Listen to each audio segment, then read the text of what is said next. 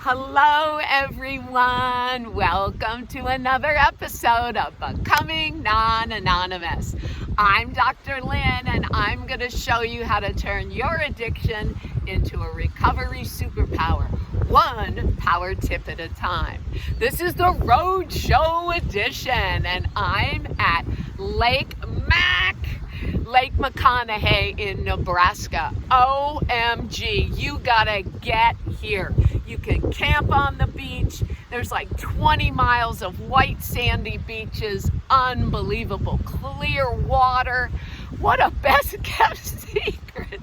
Who knew? But this is episode 13, so I'm going to talk to you about power tip number 13, which is called It Matters. And I'm going to show you the moon salutation today, and I'll explain more about the moon salutation in part 2 and relate it to the power tip about it matters. So I'm going to back up. I'll probably be in a silhouette because of the sun, but I thought because it's the moon salutation and I'll be in silhouette, maybe that's kind of neat. So I'm going to back up here so you can see me. Hopefully you can still hear me. All right, so we're going to go through it nice and slow.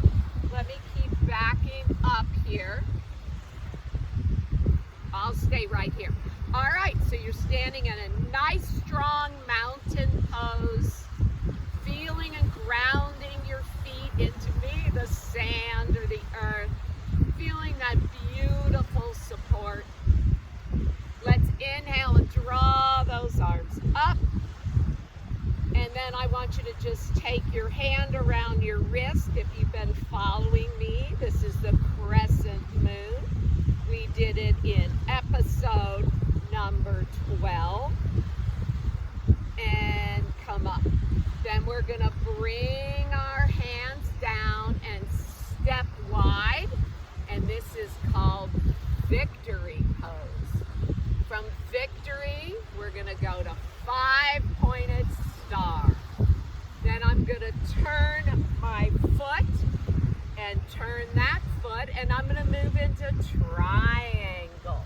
This is so good for your kidneys, your spine. Then I'm going to draw this arm down, and I'm going to place my hands on the earth. I'm going to turn my back foot and move into what's called pyramid. Big stretch in that front hamstring. Then I'm going to go into runner's lunge. I'm going to drop my knee here and rise up. Nice balance challenge.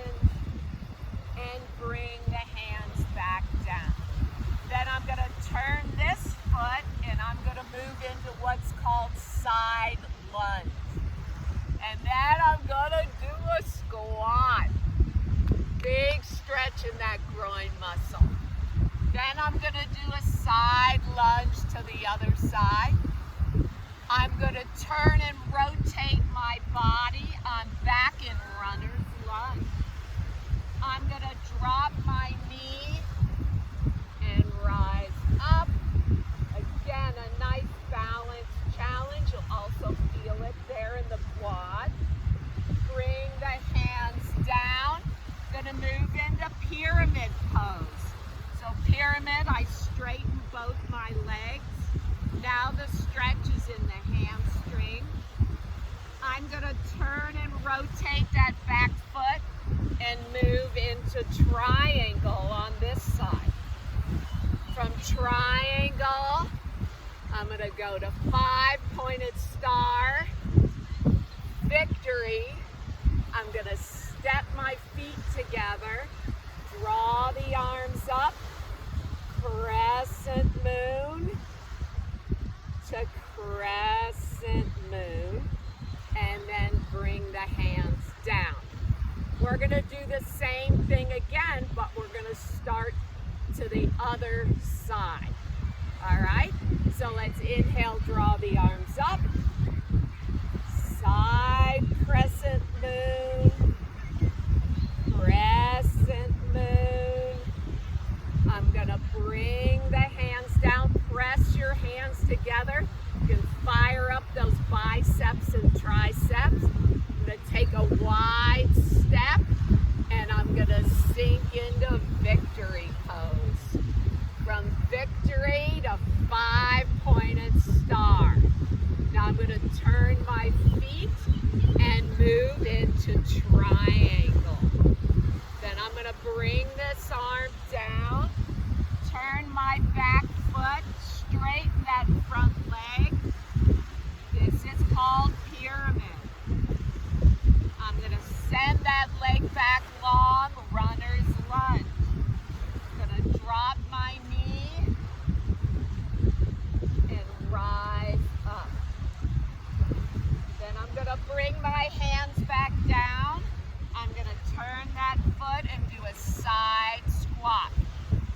Then I'm gonna move into a full squat. Ooh, this is a doozy. Side squat on the other side.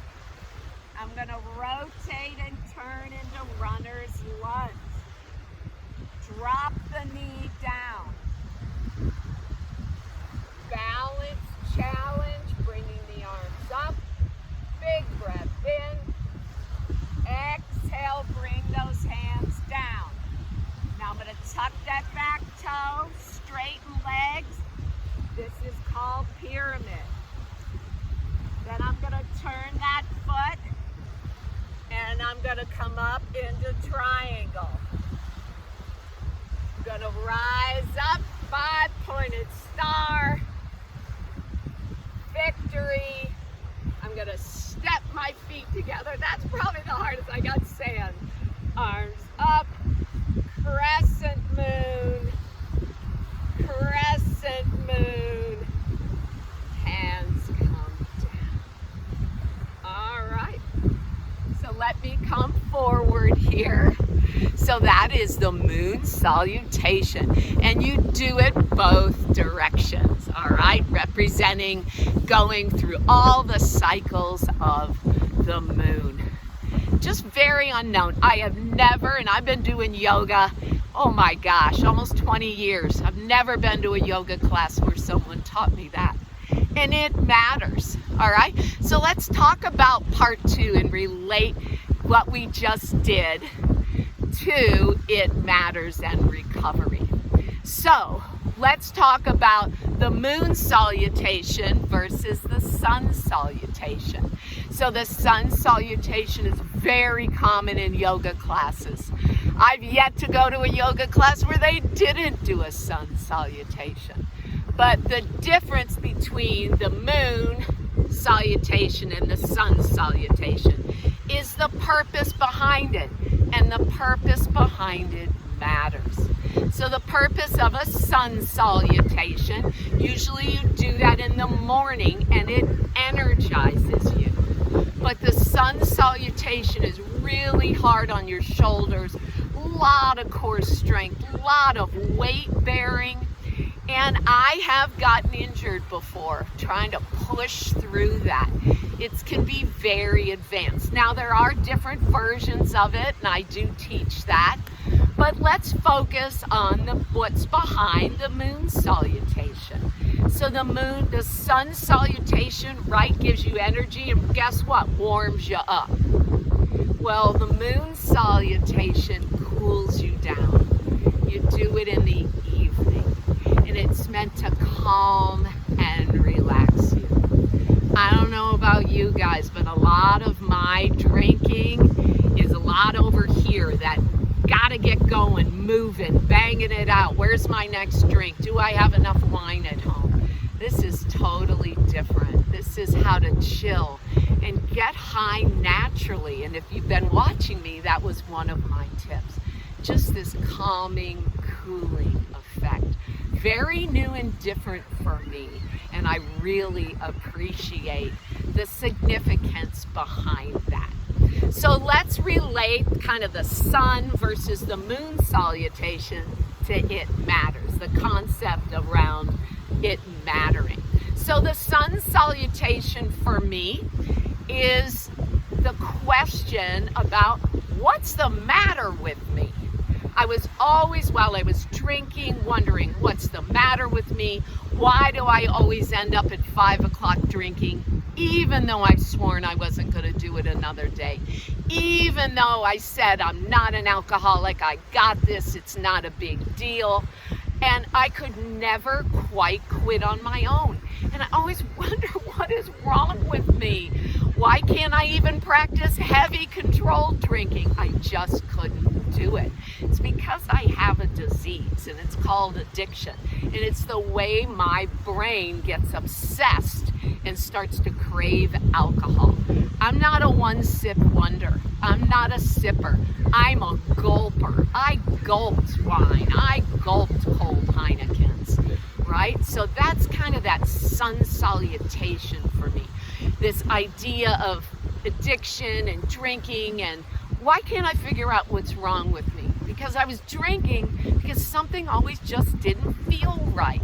Something was always off. I was either afraid, or I felt unsafe, or frankly, I didn't know what I was feeling. But I never felt this calm, cooling safety of the moon salutation. So I want you to take a second now and answer the question, maybe write it down. If somebody asked you, what is the matter with you? Why can't you control your drugs or drinking or smoking or porn or food addiction, whatever it is? Why can't you? What's the matter with you? Write down what you think is the matter with you. Right? What is wrong? And what I didn't realize, that underneath this idea of what's the matter with me was PTSD. That I had experienced not only childhood trauma, but trauma in my high school, college, and adult life. And all those traumas besides childhood had to do with alcohol.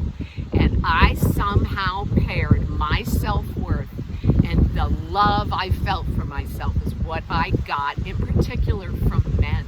I was always seeking that affection and love and attention from outside. I didn't know how to love myself. I didn't learn that as a child. I never knew that I was loved. So that's what was the matter with me. And I didn't know it till very recently. At age 65, I finally figured it out. So ADHD and PTSD, if you had to make a triangle, addiction being at the top, this part being PTSD, the other point of the triangle, it's usually ADHD. And I've been told that maybe I have that too. And those three go together. But once you start to realize what's the matter and learning about maybe these comorbidities or coexisting diagnoses, I just got bit by a fly, that go with addiction, and with help, you can figure that out. But what I've come to realize over here in this cooling, calming moon salutation state of being is it doesn't matter what's the matter with me. I was asking the wrong question. The important question in my recovery and what helps sustain me in a calm, cool way. I'm not always calm and cool, but the majority of the time I am, is the question and the answer of what matters most to me. Not what's the matter with me, but what matters most to me. And what is that? So if you started to make like a list, or in your mind, or jotting it down, what's the matter with me? Or answering the question if a doctor or therapist or wife or spouse or friend or whoever, husband, said, what's the matter with you? Now, what if they asked, what matters most to you? And write that down and think about that. And that, for me, is the moon salutation.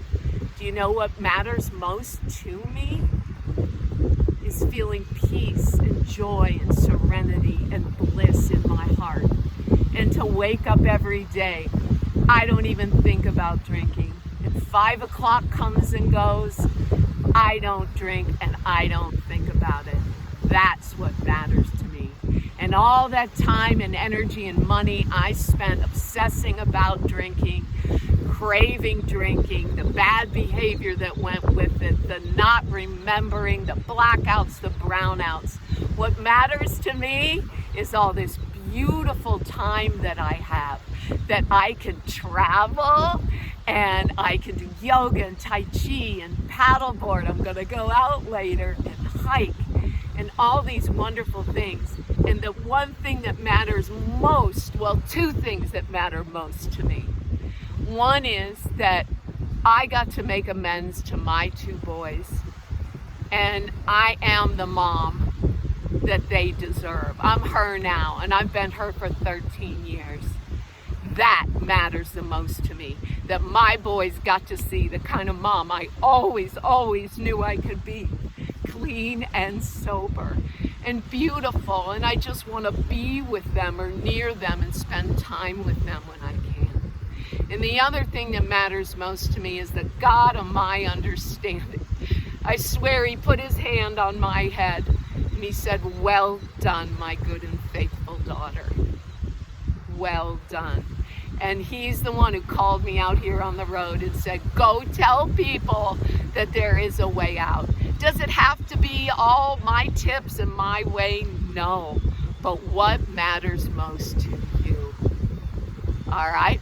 So now I'm going to actually wrap up by reading you a poem that I wrote in honor of my sober birthday. So I've got it here. Let me open it up. And the name of the poem is called "What's the Matter with Me?" And I'm going to read that to you now. I wondered most my life, what's the matter with me? For even the doctors couldn't see the giant hole inside of me. A hole I could not fill, although I tried with a drink and a pill. But what I didn't see was the giant fear eating away at me. For 38 years, I gulped and gulped bottles of wine and beer, attempting to hide from my very own fear. Until one day I collided with my biggest fear of all. Thus began the giant tumbling fall. Down I went, taking my most precious son along, him carrying with us his very own bong. Took me a year of trying to beat this disease with all my might, but alone I couldn't win the fight.